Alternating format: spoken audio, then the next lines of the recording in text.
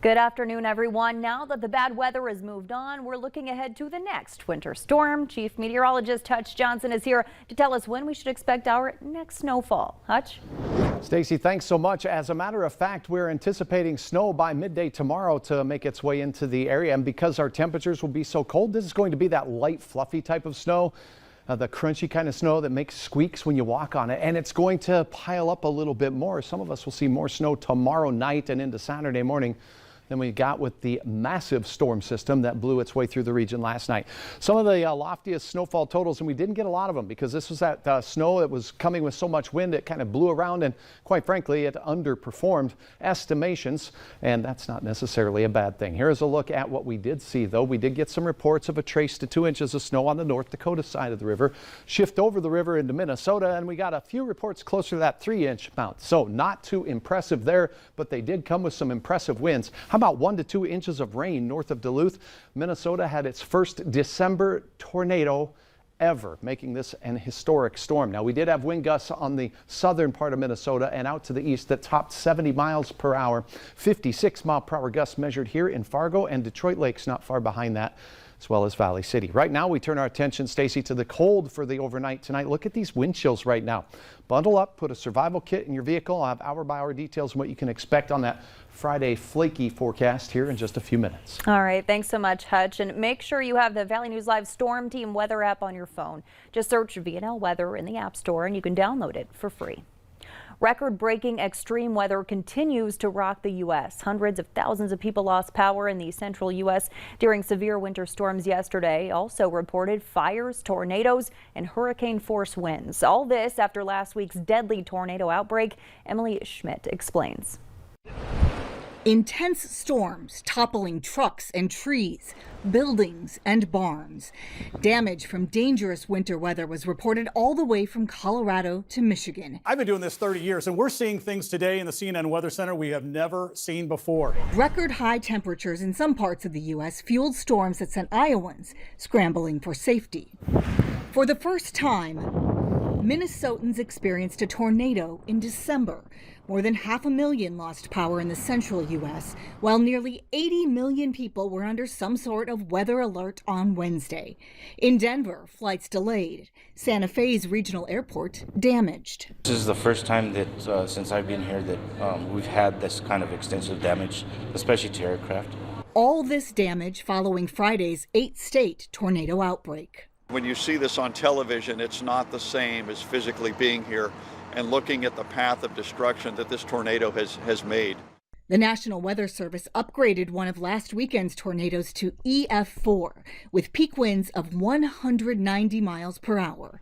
Now more help is needed in more places as they deal with the mess that's left behind when weather records break. I'm Emily Schmidt reporting.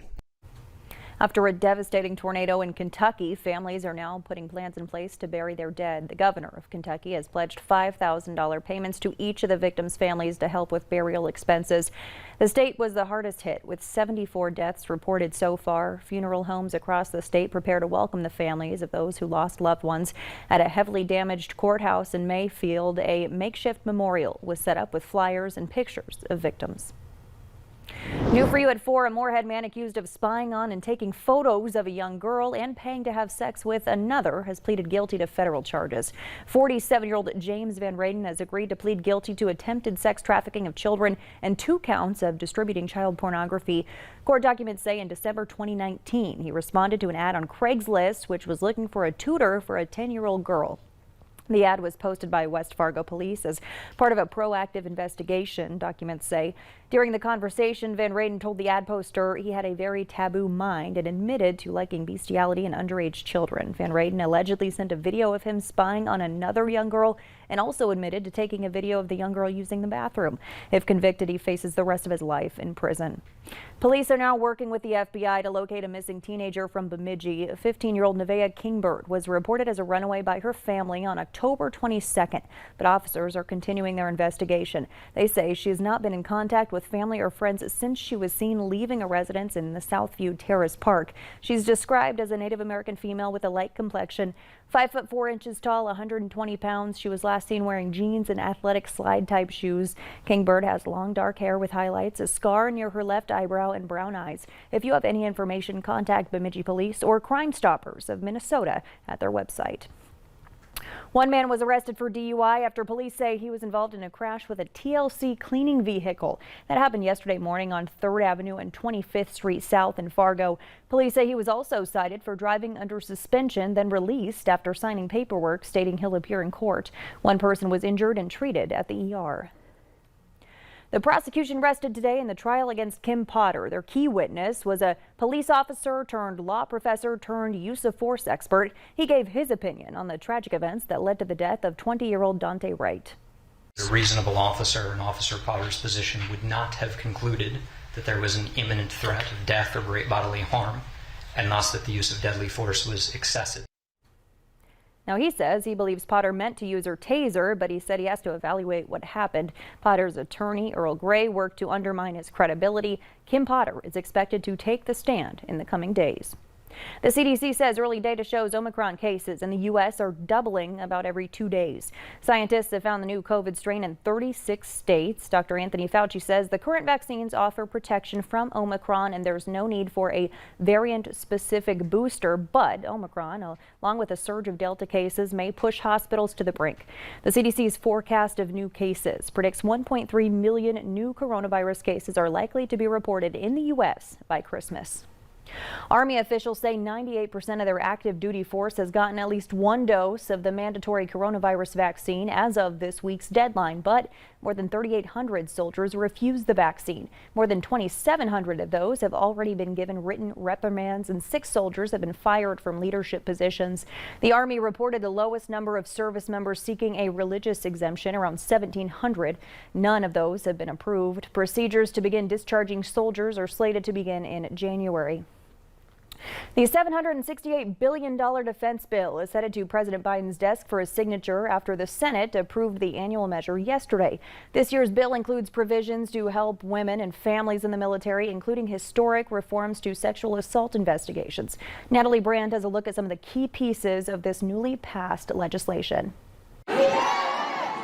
Sparked by high-profile cases, including the murder of Fort Hood soldier Vanessa Guillon, this year's defense bill includes what lawmakers call historic reforms to how the military investigates and prosecutes sexual assault and other major crimes. It calls for independent investigators to replace commanders in deciding whether to press charges. It's a huge step.